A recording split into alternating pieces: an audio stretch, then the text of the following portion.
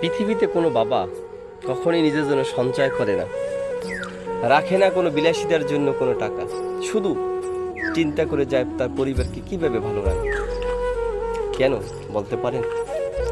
কারণ বাবাদের ভালোবাসাটা বুকের ভিতরে, বাবাদের ভালোবাসার আত্মনাত্মা পৃথিবীর কেউ দেখে না, শুধু বাবাই দেখে তার ভালোবাসাটা কোথায় লুকানো।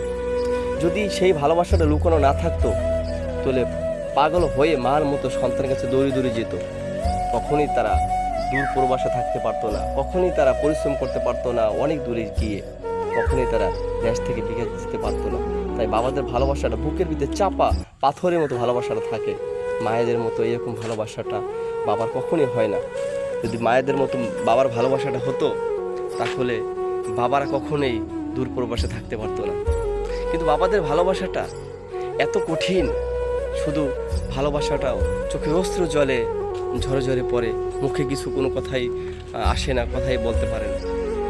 একটি মেয়ে যখন 18 বছর, 20 বছর, 19 বছর পরে বিবাহ দেয়, আপনারা চেয়ে দেখবেন মা হু হু করে কান্না করে, কিন্তু বাবা তার দু চোখ ঝরেছে, শুধু পানি পড়ছে। সে যেন বলতে চাচ্ছে, হ্যাঁ মা, তোকে আমি 18 বছর, 20 বছর, 17 বছর পরে আমি তোকে অন্যের হাতে তুলে দিলাম। মাগো, তোর এই যাওয়াটা আমার বুকটা ফেটে যেতেছে, আমার অন্তরটা ফেটে যাচ্ছে। মাগো, আমি তোকে বিদায় দিতে পারতেছি না।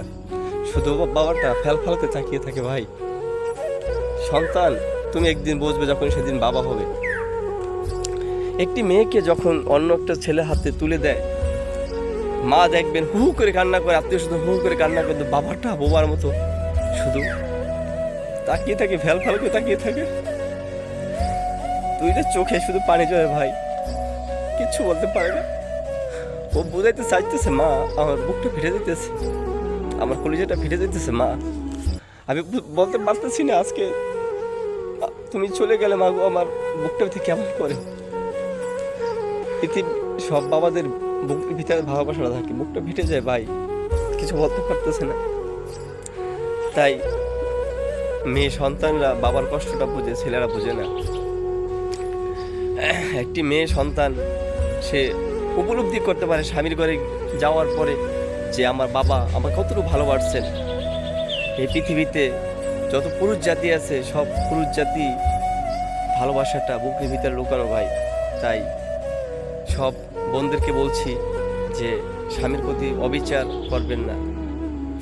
সব যারা সন্তান আছেন, সব সন্তানের প্রতি আহ্বান, কখনই বাবাকে কষ্ট দেবেন না।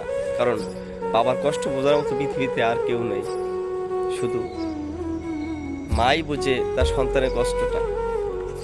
তাই সকল সন্তানদের প্রতি আমার আহ্বান, তোমরা কখনই বাবাকে কষ্ট দিও না, কারণ বাবার কষ্ট বোঝার মতো এই পৃথিবীতে আর কেউ নেই।